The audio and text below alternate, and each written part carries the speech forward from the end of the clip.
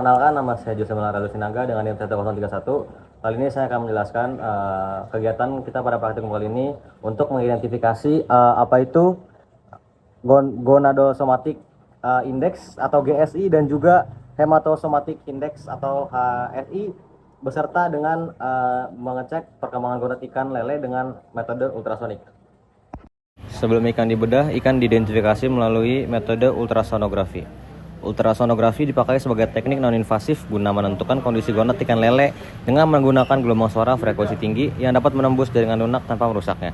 Metode ini memungkinkan pencitraan struktur bagian dalam seperti ukuran, bentuk, dan tahap perkembangan gonad secara langsung, sehingga penilaian pematangan reproduksi bisa dilakukan tanpa pembedahan. Prinsip kerjanya didasari oleh perbedaan pantulan gelombang ultrasonik dari setiap jaringan yang menampilkan citra berlainan pada layar, termasuk antara jaringan gonad dan organ sekitarnya.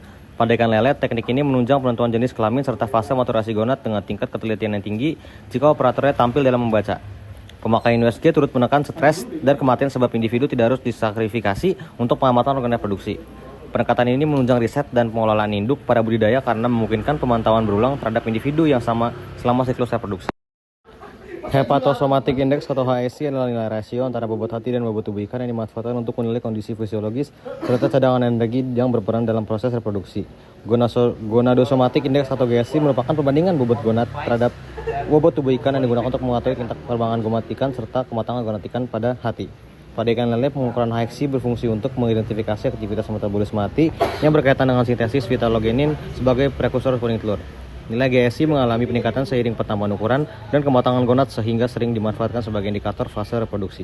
Analisis HSI dan GSI secara bersamaan memberikan gambaran terkaitan antara fungsi hati dan perkembangan gonad dalam siklus reproduksi ikan. Metode ini banyak digunakan dalam penelitian reproduksi karena mampu menunjukkan status fisiologis dan kesiapan pemijahan secara kuantitatif. Fekunditas pada ikan lele adalah parameter reproduksi yang menunjukkan jumlah telur yang dihasilkan induk betina sebagai penanda potensi keberhasilan pemijahan.